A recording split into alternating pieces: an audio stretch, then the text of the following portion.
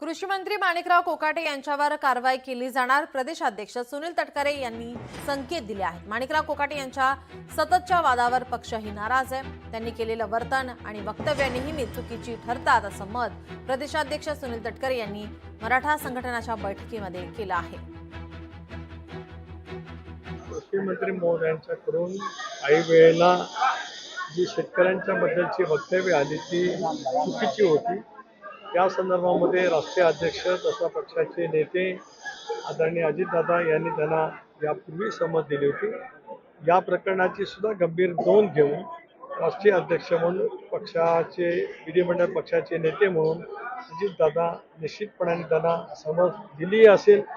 हे जे वक्तव्य त्यांनी पूर्वी केलं होतं ते पीक विमाच्या बाबतीमध्ये कर्जमाफीच्या बाबतीमध्ये या संदर्भातच कडक समज पक्षाकडून देण्यात आलेली आहे।